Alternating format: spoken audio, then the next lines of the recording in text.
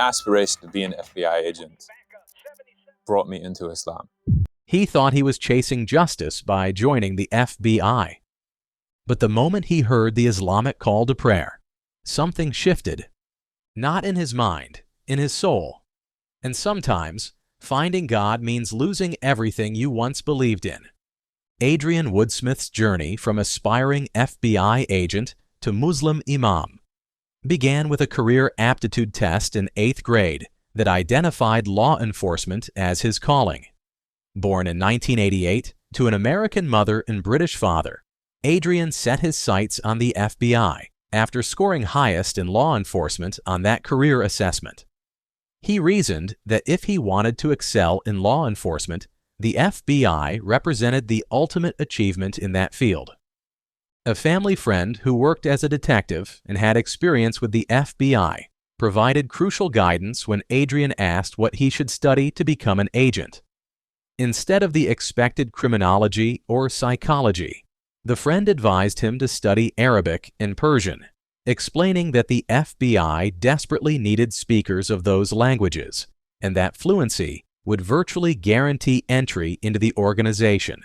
Following this advice, Adrian enrolled at Dartmouth College as an Arabic major.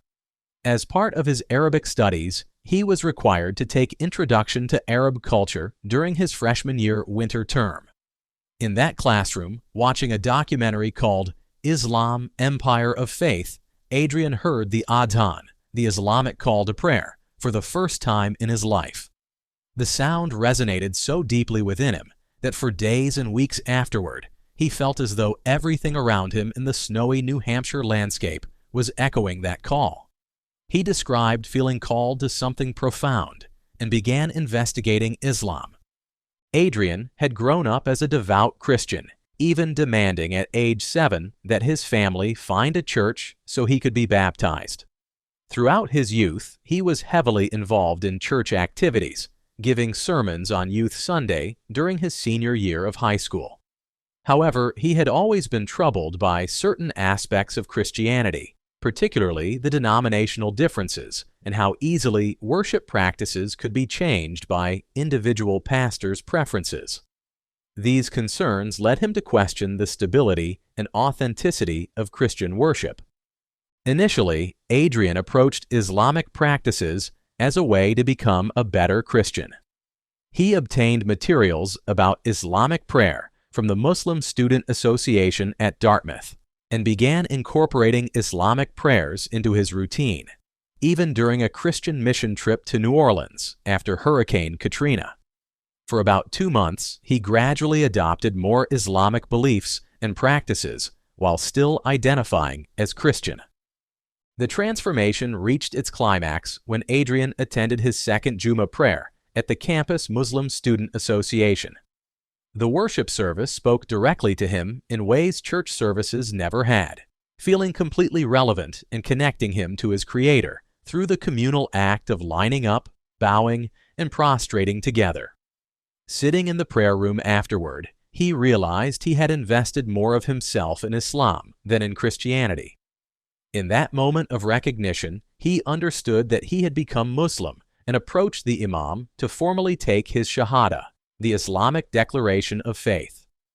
Adrian never felt he had left Christianity, but rather discovered that being a true follower of Christ meant being Muslim, since he believed Jesus himself was Muslim and called people to Islam. He found that Islam, unlike other religions named after people or cultures, represented a universal concept that belonged to everyone. His mother initially struggled with his conversion, particularly since he told her the news just as she was heading out to a concert. It took several months for her to come to terms with his decision, though Adrian took responsibility for the abrupt way he had shared the news. Despite his conversion to Islam, Adrian continued pursuing his FBI career. He successfully obtained 2 internships with the organization and received top-secret security clearance after an extensive background investigation that included interviews with people from throughout his life and a polygraph examination. He had a job offer as an intelligence analyst and could see his trajectory toward becoming a linguist and eventually a special agent once he reached the minimum age of 26. However, Adrian gradually became uncomfortable with the tension between serving his religious community and working for an organization that he came to view as harmful to that same community. His awakening to issues of systemic oppression and the FBI's political nature created an internal conflict that became increasingly difficult to manage. The decisive moment came during a conversation with his future father-in-law, an Afghan man whom Adrian greatly respected. While discussing Adrian's interest in marrying his daughter, the man's expression grew serious as he told Adrian that while he thought Muslims like him were needed in the FBI, such a Muslim could not be married to his daughter. This stark choice between career and personal life, combined with his growing discomfort about the FBI's impact on Muslim communities, led Adrian to choose love and family over his long-held career ambitions. After leaving the FBI trajectory, Adrian focused on serving the Muslim community and increasing his Islamic knowledge. He earned traditional certifications in Quranic teaching, memorization, jurisprudence, theology, and Islamic spirituality. He became an Imam and Muslim chaplain at Brown University in Providence, Rhode Island, where he served for a decade while also pursuing PhD studies at Harvard University.